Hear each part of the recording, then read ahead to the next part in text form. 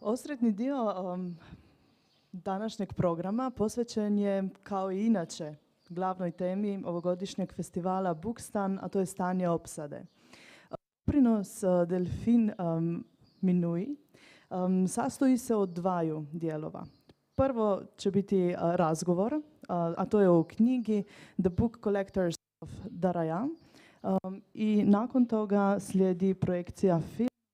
Zapravo je etnografski film i vidjet ćete kako izgleda jedna inicijativa usred ratom razorenog sirijskog grada.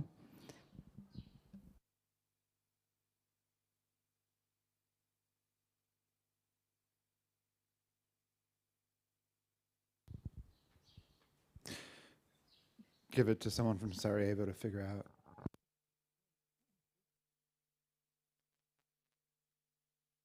It's nice to be back.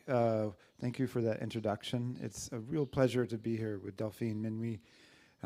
When Dahmer told me that this theme of the festival would be siege, and he wanted to know which books might address that, I thought immediately of DELPHINE MINOUI's work, not just the book we're going to talk about today, because all sieges have the people who live through them and the people who observe them, and sometimes those are the same people, but of course, as you know, there's sometimes people who come in from the outside, and DELPHINE has been doing that in various ways for all of her writing career as an award-winning journalist, sometimes in a more metaphorical sense, in that she's writing about societies which are somewhat closed, or people who don't have an audience.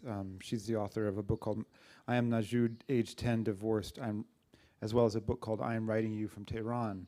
And she was able to bring from those deep interviews stories that would not have traveled outside otherwise. And The Book Collector, though, is a story on a whole new level. And it's about an actual siege of a 4-year siege of the city of Daraya, which is one of the oldest cities in Syria, a city known for its sweet wine. Supposedly Paul of the Apostles came from there. And in 2012, it was a hot point for the resistance to the Assad regime. It began with nonviolent resistance, and in response, the Assad regime put the city under a brutal 4-year siege, during which more than 8,000 barrel bombs were dropped. An herbicide was conducted. The city was absolutely destroyed, and it was reduced down to about 8,000 people staying there. And in the middle of this, DELPHINE MINOUI, living in Paris and Istanbul, sees an image on Facebook of 2 guys in Daraya in an underground library, shelving books. And knowing what was going on in Daraya, she just thinks to herself, what in the world is this? And I think that's a good place to start. You know, what happened when you first reached out, and how did you get to the people that were building this underground library? Thanks for inviting me here today. First of all, it's a real pleasure. It's very emotional to be in Sarajevo to talk about another sea of Daraya. You know, first of all, you know, as a reporter who has been covering the Middle East for the last 20 years, I found myself very frustrated at the beginning of the Arab Spring and the Syrian Revolution in 2011, because very quickly, not only me but other reporters, we faced a big wall. It was impossible to get access to Damascus because we were deprived from press visas. At one point it became too dangerous as well to enter the opposition-controlled areas in northern Syria.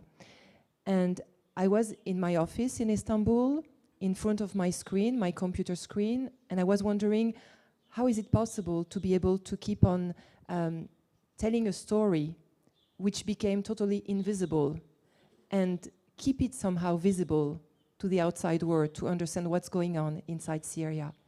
So as many other reporters, I started relying on the amazing data we could get access to on the internet, on the social media, Twitter, YouTube, Facebook, thanks to those amazing Syrian activists who quickly turned into citizen journalists.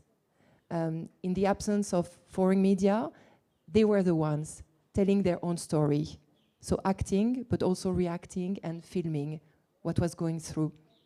And so, as you mentioned, one day I was so frustrated, I was flipping through the internet, and I bumped into this amazing photograph of this underground library in Daraya. And I was kind of shocked.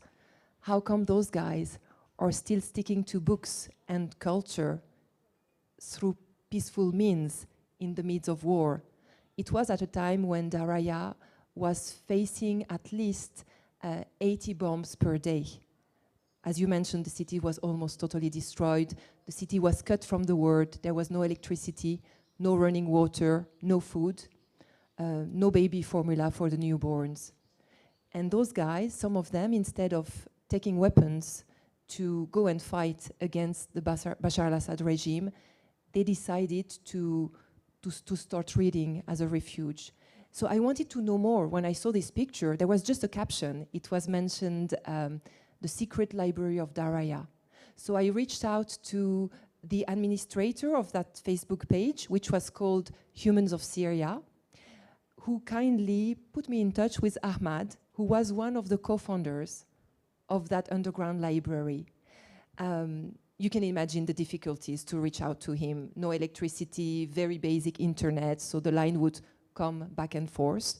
Through a lot of different connections, I started to get to know Ahmad and his friends, who one after the other came behind my screen and told me the story of how they decided to save 15,000 books in the destroyed houses and abandoned houses of the cities, to gather them and protect them, because that was what was only left from their city.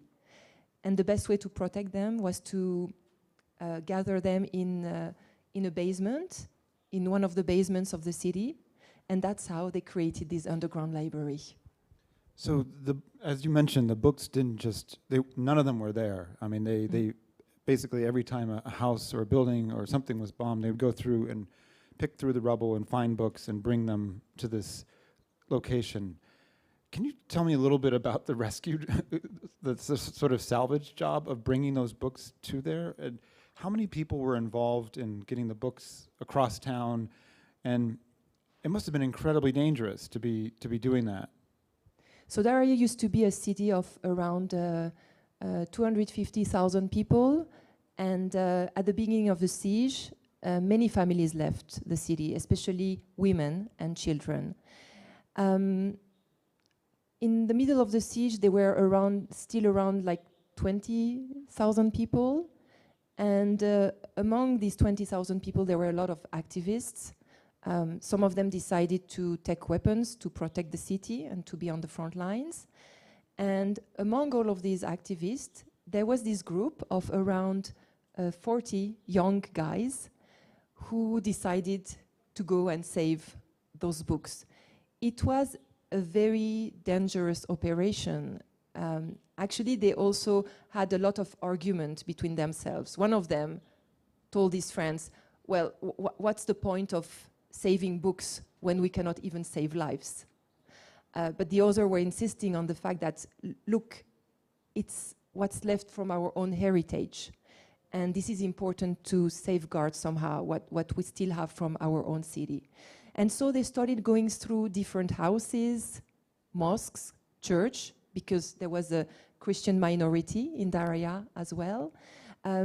Sometimes they would even, because they really had they were really sensitive in the sense that they didn't want to be seen as thieves or looters. So sometimes they would even manage to find out or find the phone number of those who had escaped already from the city. So they would reach out to them, either they would be in exile in Jordan or Lebanon, and ask their permission to enter their house and get access to the books that were totally under the rubble of the houses. And they wrote the names of the owners of the books in the books, so that the library wasn't just simply a disembodied group of books. It was a group of people's books. That was so important to them. They, from the very beginning of the siege, they didn't know how long it would last. The war was getting harsher and harsher. They didn't even know if they would survive. Many of their friends died during the siege. But they kept in mind that those books, at the very beginning, belonged to some people. And at one point, the war will end up. And they really wanted to give back those books to their owners. So in order to be able to give back the books, they decided to write down on the first page of each volume a number and the name of the owner. And that was very fascinating for me, because again, they were in the middle of the war, but they always had this goal about like sticking up to life, thinking it will be over one day, and thinking that in the middle of this chaos, to remain sane, to remain human, they had to keep their life under a certain order or a certain routine.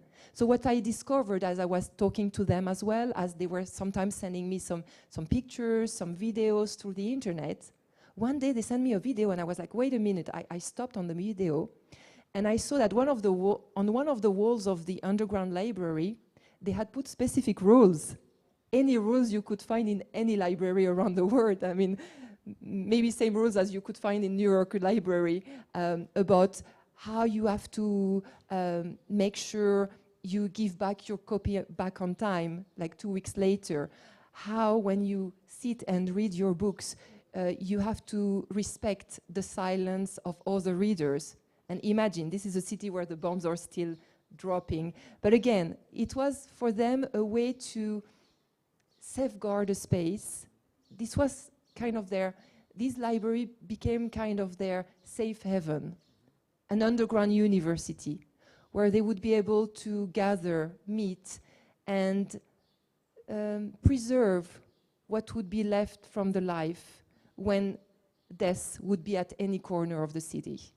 Like every library, they also have a kind of, at least the libraries in New York City have this best or most checked out list, where you see what people are reading a lot. And, you know, I thought they would be reading Dostoevsky or you know, Mahmoud Darwish. And the number one book for them was The 7 Habits of Highly Effective People. And Men Are from Mars and Women Are from Venus. So could you just talk a little bit about why these 2 particular self-help books were so revelatory to them? I was so surprised myself, and to be honest, I never read Stephen Covey before. And thanks to them, I started flipping through the books, and I was like, wow, this is really hard to digest. You know, it's like a very heavy book, and this is something you read for self-help issues, or like how to deal with your manager, with your partners. And how come those guys are reading such a book in Daraya under the bombs? And again, they told me that was a way for them to survive, to stick to reality, to give certain goals to their lives. Because at the end of the day, the war would end up and they would have to go back to a normal life. So this book, not only they read it, it was the most read book inside the library. Of course, beside other books, including a book on the siege of Sarajevo, by the way, as well as The State of Siege by Mahmoud Darwish that they had found in one of the houses. So not only they read the book, but for their friends who didn't have time to read, because some of them didn't have time to read, because among the common visitors of the library, there were also frontline fighters who would come quickly and go back to the front lines. So those guys would come, and because they didn't have time to read the book, they would follow lectures on the book. So you had like one of the professors teaching the 7 habits to his friends and to the young activists. And they made samizdat copies of it, you know, where 7 pages would be kind of beveled, you know, in really small font onto 1 page, so that they could have 2 copies or 3 circulating. Exactly, because when they went through all the houses, they found books, but sometimes they found also good equipments that they could use. including a printer and a photocopy machine. So they made photocopies of this book, but to save paper, because they didn't have so much paper, they would like print it out in like very, very tiny letters. And by the end of the siege, it was almost impossible to read through the pages because it was like so much underlined and like damaged by, you know, going from someone to another. Yeah, the book becomes, the library becomes a kind of window into the various ways that this group of Syrians survived the siege. And you talk about other things that they do. You know, it becomes a very creative time. They start literary journals. They start a mini TED Talk series out of the library. And you said they start changing language and come up with new words to describe the improvisational ways that they have to come up with things, because they have no running water, no flour, no electricity, no ability to run around at daylight. They can't get together usually with their wives or partners. So can you talk a little bit about some of the other creative ways that they manage to survive mentally in this time, in addition to the library? There are so many means of surviving and very creative, by the way. So they learned, because they were totally cut from outside, and even the UN convoys were targeted by the regime. So at one point they could barely eat, only one daily meal from tree leaves that they would find in the streets and boil. So they would have like this daily basic soup. But they were even creative about it, because sometimes they would gather and spend hours at night dreaming about the amazing stuffed zucchinis that their mother would use to cook, and the amazing juices and pastries that their grandmother would make. They also learned how to grow vegetables in front of the houses, but sometimes their tomatoes would turn into, I don't know, other vegetables, because they didn't know which seeds to use. One of the groups decided also to create, because they needed to refresh their minds all the time, so they created a football ground. And whenever the bombs would stop dropping, they would get out of the basement and play football. They had different teams. One of the guys, who was nicknamed the Banksy of Syria, started going through the destroyed walls of the houses and drawing on those walls. It was often with also ironic slogans. Humor was kind of a shield for them. They used humor to keep on making fun of themselves. And this humor was also used in one of the magazines. They created a magazine during the siege, which they called Karkabe. Karkabe is kind of a slang word for cows. And it was again a way to oppose their narrative, their peaceful narrative, to the very propaganda narrative from Bashar al-Assad's regime. Because he used to always have this slogan when he would come on TV. He would say, "It's me or cows." And he would use the word fauda. So they used this word Karkabe as an opposition to fauda. So they used a lot of play on words. And this Karkabe magazine was aimed to give a little bit of more hope and distraction to the population of the city. So you would have articles about the news, about what was going on outside of Daraya in other cities, like Aleppo, Homs, even Damascus, the capital. There were articles about history, articles about sports, football.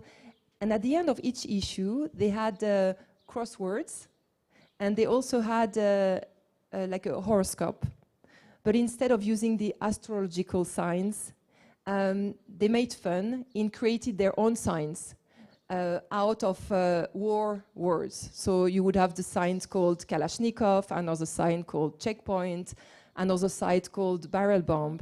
And the advices they would give were according, it was like a joke for themselves, according to what kind of life they were going through. So for instance, one of the advice was about, okay, if tomorrow you're invited for a cup of tea at your neighbor's house, you'd better eat before, otherwise you are going to starve from death.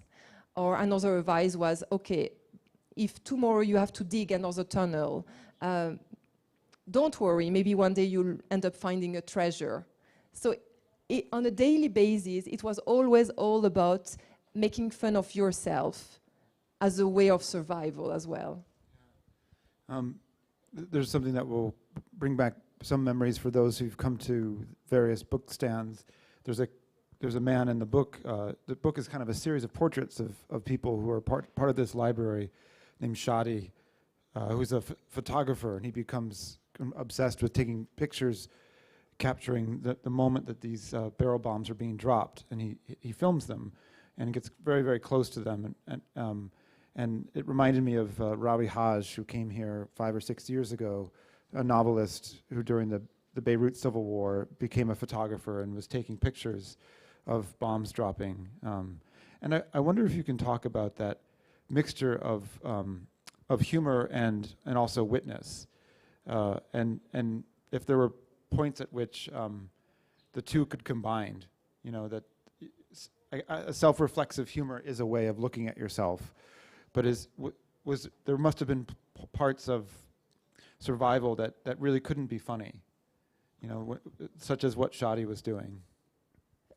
Definitely, what Shadi was doing was so important to him and to his friends as well. They were aware that they were totally cut from the world, that outside there, and imagine Daraya is so close to Damascus. Actually, Daraya is sort of an enclave. There's a mountain in front of them. It's like 5 kilometers from Daraya, and it's Bashar al-Assad Palace. So imagine every day Bashar al-Assad could open his window and see what was going on, and he could watch the bombs being dropped on the citizens of Daraya, but every day would go on TV, and he would keep on the same narrative, calling those guys terrorists, Islamists, jihadis. So those guys had a point. They wanted to tell the outside world that they were not terrorists. They had peaceful means. So the only way they could rely to was to document their daily life and to film themselves. Not only film their life, but film the violence they were facing every day. So that was one of the goals of Shadi. Every day, he would get out of the basements, go through the city at big risk. He got injured many times. He faced death many times. He lost some of his friends. But to him, that was his point, to immortalize a 4-year siege that nobody would have known about if they couldn't document it. And whenever they would have the most tiny connection on the internet, they would download those videos. They had their own Facebook page to be able to tell the outside world what was going on inside Daraya. You know, you mentioned Homs and Aleppo, South Aleppo, and Homs were both under siege as well. Mm-hmm. Was the point of a siege is not its rationality, obviously. It's just the brutal fact of it. But was there some reason why the Assad regime was particularly obsessed with this place? Was it because it began as a nonviolent protest? Or was there some other aspect that you found in the covering of it that you thought, this is why he's determined to break this place? I mean, as war went on in Syria, we realized, reporters who were covering Syria, that it was something very repetitive and most probably planned by the Syrian regime. It was sort of like a demographic engineering, emptying cities which were the nest of the revolution, where the peaceful revolution started. And indeed, like symbolic cities like Homs and Daraya were part of them. Daraya has a specific history as well. Daraya in the 90s was known for his very peaceful activist movement. Back then it was under the father of Bashar al-Assad, Hafez al-Assad. And it was a time facing a lot of repression, where even one tiny demonstration out of 5 people would be quickly banned. So a group came out back then. They used to call themselves the Shebab of Daraya, the youth of Daraya. The only safe place they would be able to gather was a mosque. So they would gather in a mosque, and as a matter of fact, they created a library back then already in this mosque. They would gather and think about peaceful means, and they launched a series of peaceful initiatives to try to find a way to express themselves despite the censorship, despite the restrictions. So for instance, they launched initiatives like related to how to make your city more clean, so gathering garbage around the city, how to fight against people smoking cigarettes. At one point, they also mobilized when the American war started in Iraq in 2003, and so they organized gathering to talk about war. So this spirit of Daraya was, it's like seeds you put on the ground. So it was inside the city when the revolution started. And what was interesting is when the revolution started, it's mostly the new generation who went out to the streets. So those young guys were 18, sometimes 16 years old. And at one point in the gatherings, in the demonstrations, they find themselves facing the other generation. And this is the combination of these 2 generations that was left inside Daraya during the siege. I think, so that's why the regime really wanted to make a point to destroy this peaceful revolution to be able to stick to his narrative about terrorists. And another main reason was also very strategic. Daraya is based just next to the Meze military airport, which was a very strategic point for the regime. So Bashar al-Assad really was hoping to destroy totally the city in order to move, either to turn the city into, let's say, military barracks, or at one point to move his own loyal people to the city. The surprising thing that you write about in the book is that in the middle of this 4-year siege, most life is underground. Daraya manages to repel Daesh, which comes as a kind of liberating force, and say, we'll come and protect you.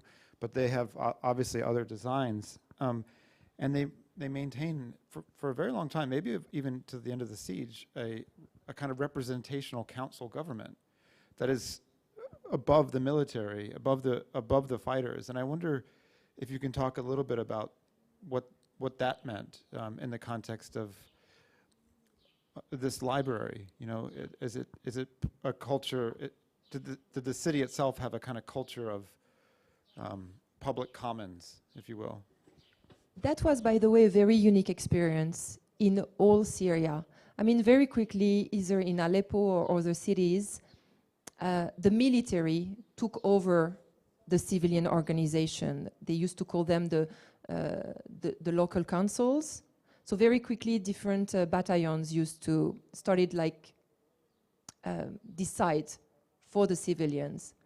But Daraya always managed to keep the civilians above the military.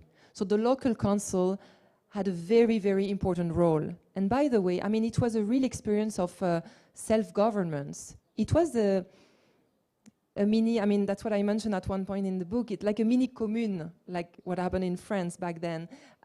They learned through their own experience about democratic rules. Not only they created a city council which supervised the military, their own military men, but also they had regular elections so that the boss will not always be the same boss as what was happening with the regime. And so this local council was supervising everything, the military, the distribution of water, of food, the library, as well as even attending to the widows of men who would have been killed. They supervised the cemetery. At the beginning, there was only one cemetery, then 2 cemeteries. They supervised the field hospital because the hospital was destroyed. And something very important, they also supervised the schools. There were 2 schools during the siege run by women. Women couldn't take too many risks to get outside of their houses, of their basements, because they had to take care of the children first, and second of all, they had to protect themselves. But they would create halls between different basements and gather the kids every day to organize underground schools and to keep up again with a normal life. What do you think is, if possible, it's possible to learn by looking at sieges comparatively? You know, everyone is so individually experienced, and yet there are certain strategies of punishment and destruction and strategies of survival that pop up in various sieges. And I wonder what the men of Daraya who you were speaking to, what they told you that they learned other than keep going, survive, you know, this will end. What did they learn from reading about Sarajevo, for example? You know, they felt so isolated at the beginning, and many of them thought about giving up and just escape, leave Daraya.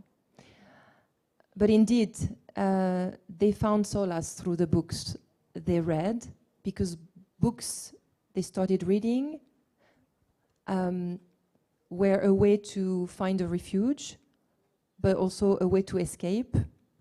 By the way, as a parenthesis, what's very interesting to me is most of those guys hated reading.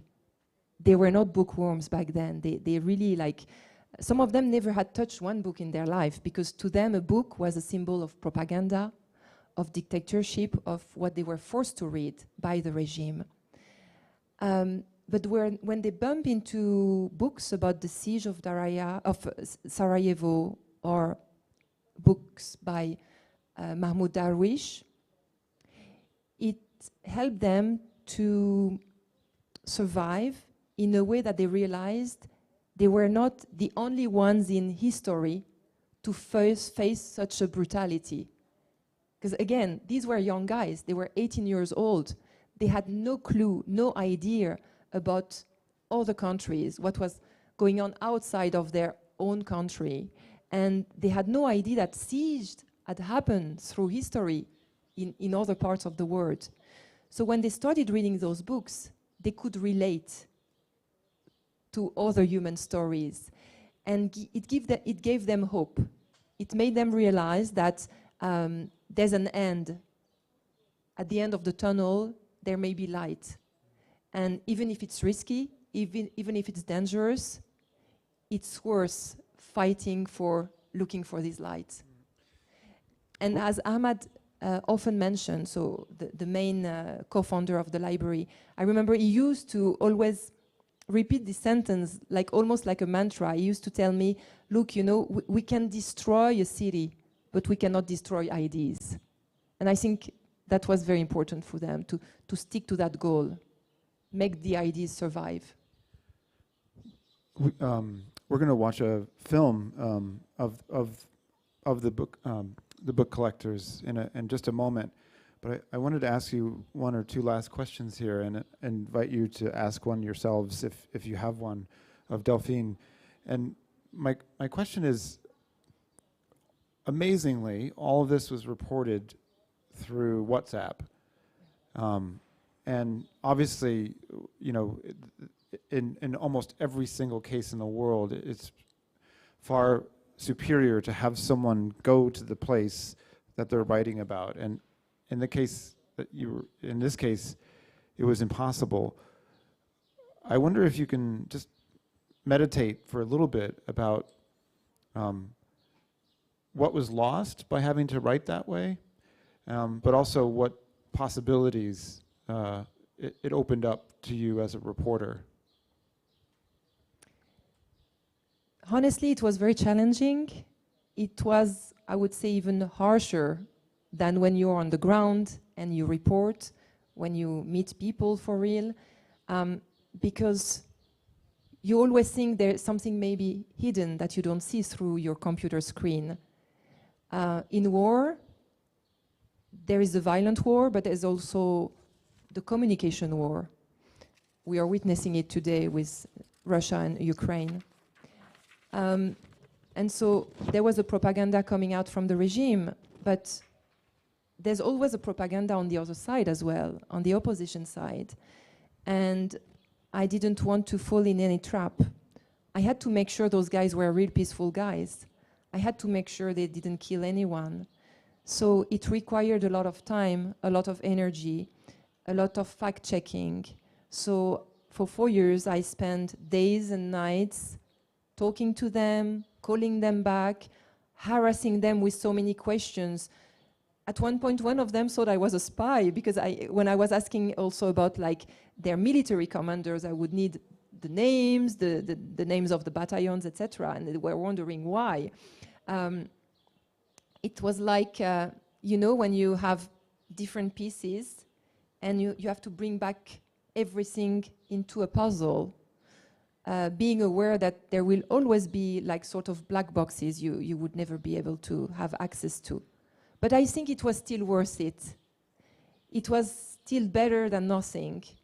Because if you don't write about what's going on, then it's a victory for the regime. It's a victory for the dictatorship. That's what they aim for. They want to cut, Bashar Assad wanted to cut this city from the world. So in a way, I mean, I didn't reach out totally to my goal, because I remember from the very beginning when I was talking to these guys, I was telling them, hopefully one day the war will be over, I'll come to visit you in Daraya, I'll bring the book once it's published, and it will be an extra book inside the library. I could never go there because at the end of the siege they were forced to escape in 24 hours. Today Daraya is a ghost town. The library is totally destroyed. It was looted by the regime soldiers. Ironically, they didn't destroy the books. They went, it's even worse. It shows how the culture for them is just worth nothing, because they went to a flea market in Damascus and they sold their books for nothing. But there's always light, and which makes me feel good about it, and I think that's why it was important to tell the story, because it's also a story about resilience and resistance through cultural means. Some of their friends found the books at the flea market in Damascus, and because the books had a number and the name of their owners,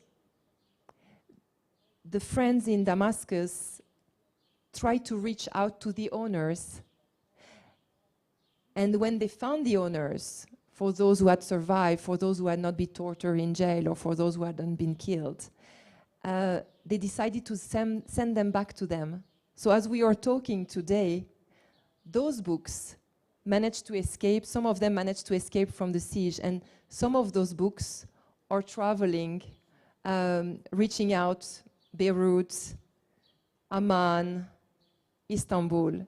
And I think it's a beautiful metaphor of the power of the words, you know.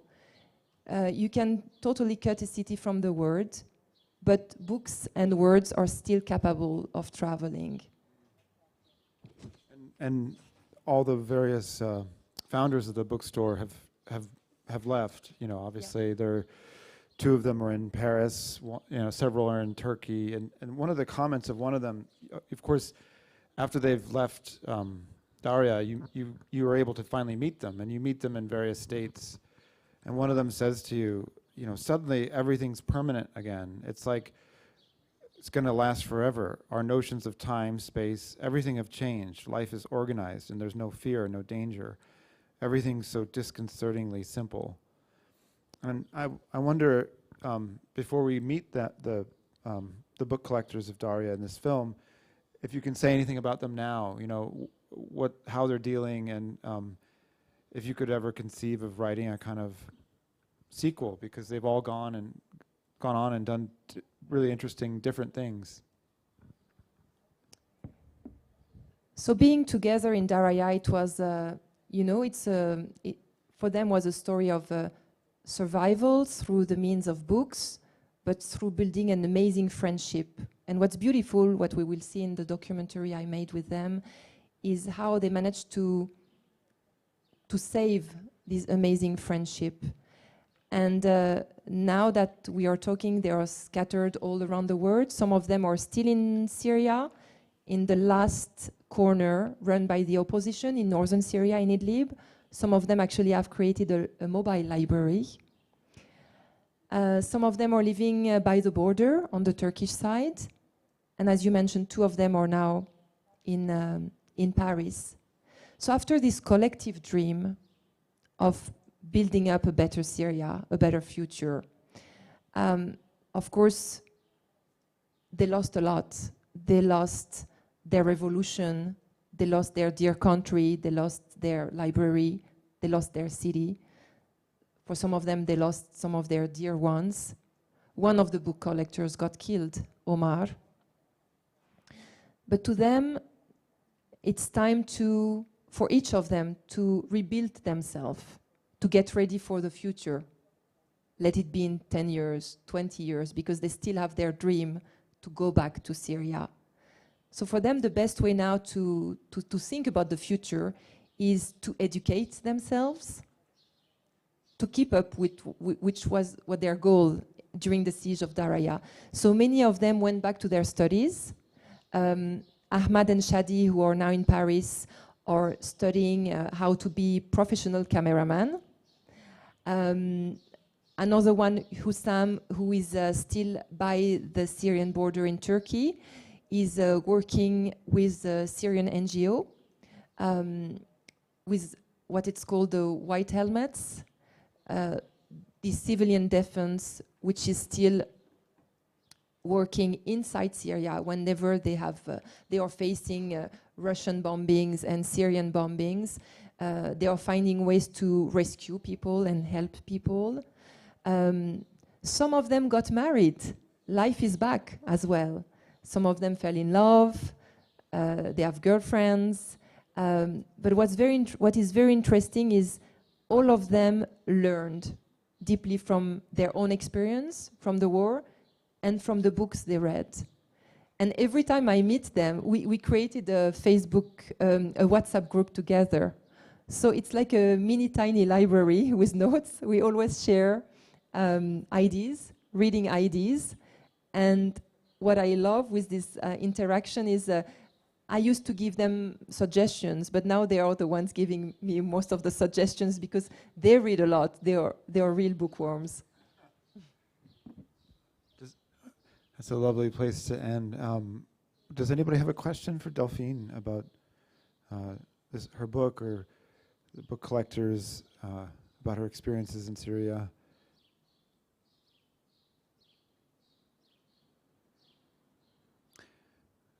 It's always like this, don't worry, it's not just you. It's if no one has a question, we can go to the film. And you can meet, is Omar in the film?